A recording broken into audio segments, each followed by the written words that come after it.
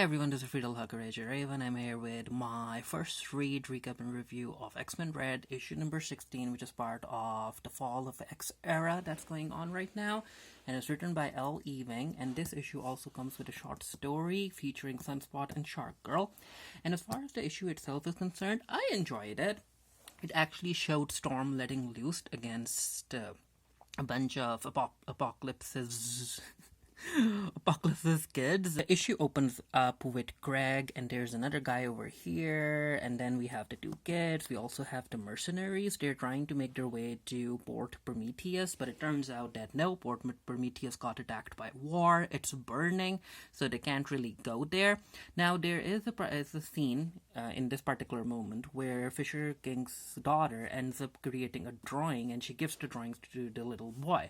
And we know that her power is to draw. She sees truth when she draws, and the note she ends up, or the little drawing she ends up giving the little kid, makes him hopeful. So I think at the end of the day, it's just basically foreshadowing that that Arakko is gonna win and that he should hold on to hope. The main story is by L. Ewing. We have the artists over here. We get a scene between Kobek and SZA, and Kobek is trying to find survivors in Port Prometheus, and it turns out that his skin is so durable that the fire that war created, it's not really gonna hurt him. And SZA comes in, and SZA is like, yeah, I'm here to basically take something, and she ends up taking the Uranus trigger.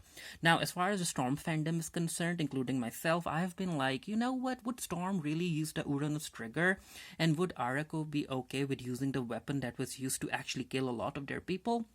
Well, it turns out that Ewing thought about it, of course, and we have this entire data page which basically justifies why the Araki ended up keeping the Uranus trigger as a gift from the Eternals, and how they'll be using it. So it turns out that the Uranus trigger can't be used by pushing a button or pulling the trigger. It basically uses your thought. So we get to see that when SZA ends up picking up the Uranus trigger, she gets connected to Uranus, and Uranus like, yeah, SZA, I can read your mind, I know what's been happening, so use me, just let me go. So basically, you have to be very, very certain that you're gonna use the Uranus trigger, and then he'll be summoned. We get this little scene where Sunspot is flying away with the Fisher King, and we get to see a lot of lightning in the sky. And basically, both of them are blaming themselves for all of the deaths that's being caused, because they are the members of the Night Seat, right? They are supposed to think ahead, and they're also the ones who are responsible for keeping an eye on the Uranus trigger. And that's why Sunspot is like, no, every death here is on me. So I guess he's gonna do something to make up for it soon enough. In the previous issue, we saw that Famine's power seemed to be something to do with water, and that's what he does. After war ended up burning Port Prometheus, Famine ends up summoning a lot of water, and he basically causes a flood to kill everyone, even some of the survivors. Now I have a question. So is Famine, he is an Omega, right? So is Famine supposed to be a water Omega? But if he's a water Omega, he's hydrokinetic, then where does that leave Sobunar? Isn't he also supposed to be an Omega? And this is where Storm comes in. She ends up one-shotting Famine with a bolt of lightning, and she's like, no, I have now seen your true colors, and it turns out that I can't show you any mercy. And she knocks him out. Famine is gone. And with a single strike of lightning, which really goes against what Gillen decided to do. Remember when Storm decided to break up the little fight between Hope and Exodus, and then Gillen wrote how even though Storm's lightning is supposed to shatter mountains, it was as if she threw a cup of water at people who are strong as Hope and Exodus. And I'm like, really, Gillen? Really? But yeah, I think as far as Ewing is concerned, he's like, you know what? If Storm wants to knock you out with lightning, she can knock you out with lightning, because I highly doubt that Famine's durability, or even the durability when it comes to all of the kids born by Genesis and Apocalypse, that durability isn't comparable to Exodus or Hope. And then Storm decides to take care of War, and she's like, you know what? Also, this you can see that she ends up freezing Famine too. I mean, when it comes to elemental control and elemental energy manipulation, Storm is the Omega of Omegas, and she's like, you know what? The battle between Omega level mutants has never been a matter of power. Little Flame. When she called her Little Flame, I cackled. cackled. And she's actually angry when it comes to the kids because she's like, you know what? When the Annihilation Helm took over Genesis, you did not side with your mother, you sided with the Helm. So she knows that all of the kids are under the Helm's control as well, and they need to be taken off the board. And she ends up one-shotting War as well. Storm is like, I am the weather, I am pressure and temperature, I am wind, and I am whirlwind, I am many things, War. You are one thing, you are fire. And what are you when the fire leaves? I love that. I love it. Really, a lot of fans really don't understand how much versatile Storm is when it comes to her power set. Like, you can basically throw pretty much everything at her and she can take care of it.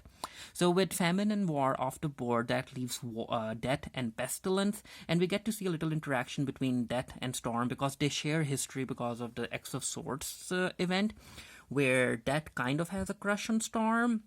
And Death is like, you know what, Storm? Let's do this. Let's fight each other and to our full power, and just you and me, our last dance. And also Death makes a note that, you know what? Even though you took down my siblings, I can still feel them. They're still alive, so you still showed them mercy. You didn't really kill them. So with Death keeping Storm busy, this is where Pestilence decides to shoot an arrow at Storm, breaking the rules. But before the arrow can get to Storm, Nova comes in, and yeah, he basically protects Storm, and he gets shot, and yeah, he's dead, I guess. And Death didn't like Pestilence interfering because he's like, we still have to follow certain rules, and he ends up killing Pestilence. And I'm like, okay, so I guess Death will help Storm down the line, I guess, because of his little puppy love. SZA ends up handing the Uranus trigger to Storm, and SZA's like, you know what, you take it, Storm, because I am done listening to him. And when Storm touches the Uranus trigger, she gets connected to Uranus, and Uranus like, yeah, Storm, Aurora Monroe, will meet again. Come on, let me out, please, I want to play, the trigger is in your hands, the choice is yours. And then we get an entire data page which basically goes through the moral conundrum that Storm is facing, because basically Storm can end this war if she wants to, as seen when she ended up fighting War and Famine, that she can take all of them out.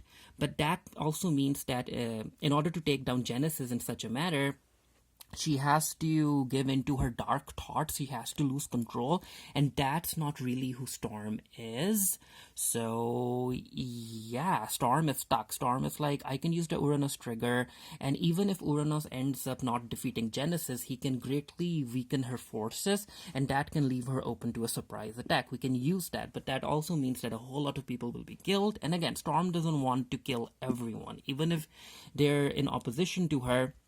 She still wants to show them mercy, give them a choice. And the issue ends with Apocalypse making his way to Arakko, and there's also another person behind him, and yeah, it's time. And Apocalypse knows that Storm is gonna come to him, so I guess Storm will have to team up with Apocalypse instead of using the Uranus trigger, because again, she needs to be strategic about it, because again, she doesn't want to go on a massacre, she doesn't want to kill everyone, and Uranus will kill everyone who is not siding with Storm. He won't be taking any prisoners. Now take note that SZA did mention that Genesis is taking prisoners because she wants slaves and she wants supporters.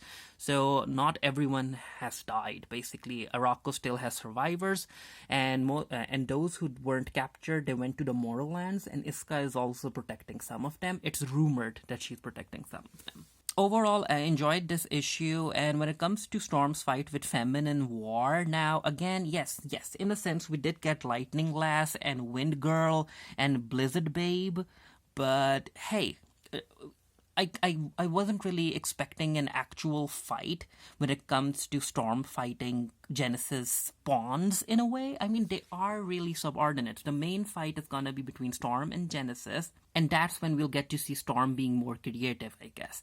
But yeah, I enjoyed this issue because Storm is finally getting serious, and I'm like, finally, after allowing the Civil War to go on for more than 70 days, finally Storm is doing something. And when it comes to anyone wanting a free digital copy of this comic book, so it's basically like first come, first serve. So let's tear this off. Oh, come on, peel it off. So, here you go. The instructions and how you can redeem the code. Let me know what you thought of the issue down in the comment section below. And until next time, stay happy, stay safe, stay blessed. And I'll see you guys later.